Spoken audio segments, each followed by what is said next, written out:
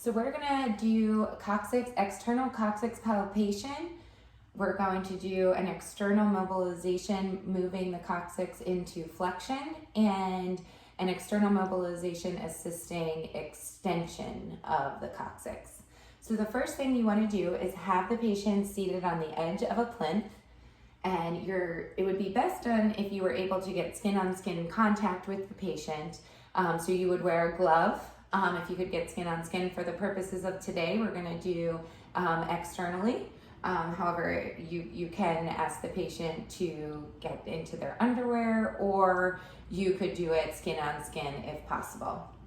So you're going to have the patient sit on the edge of the plinth. You're going to have them cross their arms across their chest. Perfect. You're going to stand to the side of the patient. With your top hand here, you're going to go over the patient's arms. And with your other hand, you're going to palpate for the coccyx with your index finger. So you can have the patient almost kind of move side to side as you work your way down the sacrum until you feel that you're on the coccyx. Okay? Then what you're going to have the patient do is you're going to ask the patient to slump. So go into a slumped position. As you do that, you should feel the coccyx flex anteriorly. So the coccyx is going to flex as the patient goes into a posterior pelvic tilt. Then what you're going to ask the patient to do is arch your back for me. So you're going to ask them to arch their back. You're still palpating the coccyx, and you should feel the coccyx extend. So the coccyx will go more posteriorly there into extension. So you're just checking for the mobility of flexion and extension. So you can go through that a couple times. And then what you can do next is move into your mobilizations. You're also assessing for any painful points here. You can, at this time, test the coccygeus muscle. So you can come off of the coccyx laterally and assess for any pain tender points and ask the patient if they're painful in those positions. Now what we're going to do is go into an external flexion mobilization for the coccyx. So your hand position's the same. Okay, I'm on the coccyx, and I'm going to ask the patient to go into a slumped posture for me. And as they go into a slumped posture, my finger is on the coccyx into flexion. So then I'm going to ask them to do a pelvic floor contraction. So contract your pelvic floor for me. And as they contract their pelvic floor, their coccyx will flex even more. I am going to pick up the slack and maintain, and you can relax.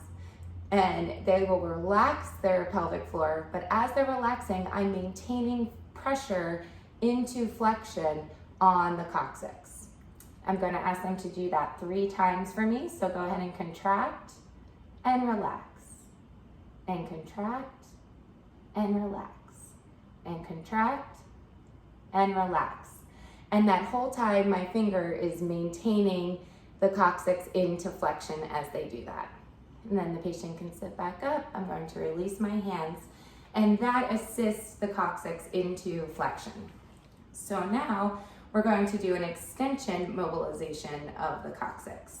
So actually we're going to repeat the same process as we just did, having the patient into flexion. So I'm going to come down the sacrum, ask the patient to move side to side until my index finger is on the coccyx. And then I'm going to have the patient repeat the same process. So go ahead and slump into slumped posture, contract your pelvic floor for me. So they're going to contract and relax the pelvic floor 3 times, all while I'm maintaining the flexion motion within the pressure into flexion while they do that. Now, after their 3rd pelvic floor contraction, I'm going to assist the patient into extension. So go ahead and contract your pelvic floor and relax. That's 1. Again, contract your pelvic floor and relax. 2. One more time, contract your pelvic floor. And then as they relax, we're going to extend, and then I'm going to release. So we're using a contract, relax technique to help assist the coccyx into an extension motion. That's also been known to be called like the stuck drawer technique. So you're pushing into the flexion to help release into extension. If you think about a stuck drawer, you try to get the drawer out. If you just pull on it, it doesn't always come out. But if you push it in further and then pull out, you can get the drawer out where you want it. Okay, those are the mobilizations of the Coccyx externally.